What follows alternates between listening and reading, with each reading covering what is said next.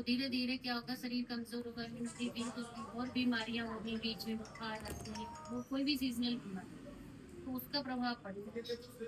क्योंकि ये जो मेंसेस होते हैं ना, हमारे हार्मोन यहाँ से जुड़े होते हैं। ठीक।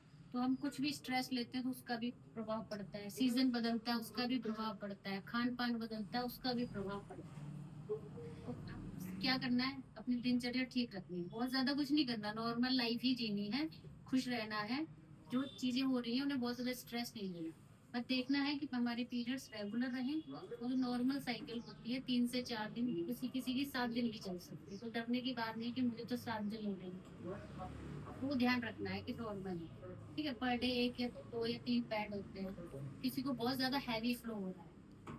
ठीक है, नॉर्मल जो होता है क्या होता है, हम दिन में 1 या 2 या 3 पैड हो रहे हैं, अगर इससे ज्यादा लेने पड़ रहे हैं तो कहीं दिक्कत है, बहुत ज्यादा हैवी फ्लो हो रहा है, या टुकड़े आ रहे हैं, या पेट में बहुत ज्यादा दर्द हो रहा है, यूरिन में जलन हो रही है, तो ये सब चीजें संकेत है कि हमें इन्फेक्शन हुआ है कहीं। तो छुपाना नहीं है, अपनी मैडम को बताना है, वो हमारे पास लेके आएंगे। ठीक, या किसी भी डॉक्टर की सलाह लेनी है। कभी कभी हेजिटेशन की वजह से हम बता नहीं पाते। अब मम्मी पापा के साथ तो हो नहीं, क्योंकि यही पेरेंट्स हैं अभी आपके, तो इनको सब बताना है। कोई भी कैसी भी समस्या है तो हेजिटेट नहीं करना, क्योंकि सबसे बड़ा क्या है, स्वास्थ्य ही है। अगर आप स्वस्थ रहेंगे तभी अच्छा पढ़ पाएंगे, सीख पाएंगे, सब कुछ रिसीव भी कर पाएंगे अच्छा।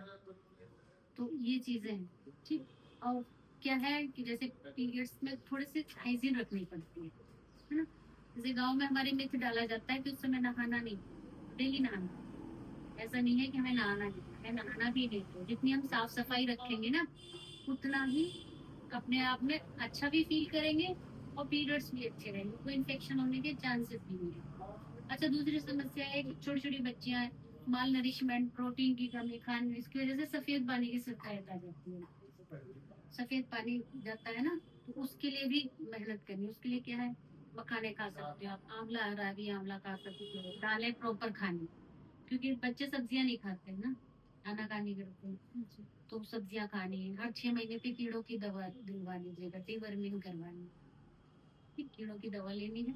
आयरन की गोलियां आपके आती होंगी जिनको, वो आयरन की गोलियां लेनी है डेली, जिसको भी खून की कमी है ना। तो ध्यान रखना है अपनी, आपकी हीमोग्लोबिन डाउन ना होने पाए, क्योंकि सारा जो मेंसेस में ब्लड ही ज्यादा लॉस होता है, तो सबसे ज्यादा लड़कियां एनीमिया की शिकार होती है, खून की कमी की। जब खून की कमी हो जाती है तो हमारे अंदर थकान हो जाती है, हम सीढ़ियाँ चढ़ते हैं तो थक जाते हैं, कुछ काम करने का मन नहीं होता, इरिटेशन हो जाती है, अजीब चिड़चिड़ापन आ जाता है, ये सब खून की कमी के लक्षण है। ध्यान रखना, अच्छे से प्रॉपर डाइट लेनी है, तीनों समय। सुबह उठना है, एक्सरसाइज करनी है। आपके पास तेल होगा ना, नारियल तेल, या घर से मंगा लेना नारियल तेल, उसकी क्या, ऑयल पुलिंग करनी है।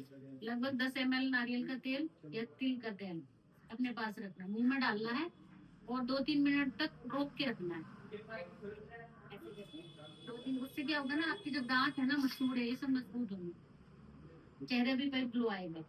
उसे थूक देना है 2-3 दिन, निकलना नहीं है उसको। बस इतना करना है डेली, तो कवल गंडू ऑयल पुलिंग बोलते हैं, है ना। ये करना चाहिए सुबह नहाने से पहले। जैसे आप उठ जाते हैं बच्चे, क्या करते हैं, फ्रेश हो जाइए, थोड़ा घूम फिरिए, फ्रेश हो जाइए, एक्सरसाइज कीजिए, 15-20 मिनट योगा सेशन जो भी चलता है वो करने के बाद पूरे बॉडी पे अच्छे से तेल लगाओ, ऑयल पुलिंग करो, ब्रश करो, उसके बाद वो थूक दो, उसके बाद नहा लो, फिर उसके बाद अच्छा सा नाश्ता करो, हैवी नाश्ता करो। ऐसा नहीं कि बहुत जल्दी, क्योंकि रूटीन फिक्स रखना, समय का मैनेजमेंट रखना। हॉस्टल में आप क्या सीखते हो, यही अनुशासन ही तो सीखते हो, टाइम मैनेजमेंट। घर में बच्चे तो शाम तक सोते रहते हैं, पर नियम होता है ना, जीवन जीने का नियम होता है। अगर आप नियम नहीं फॉलो करेंगे तो फिर दिक्कतें आप ही को होने वाली हैं। ये तो अपना काम कर लेंगे पढ़ाई करके, फिर वही है ना, आप पीछे छूट जाओगे। तो समय के साथ आगे चलना है, कैसे चलो।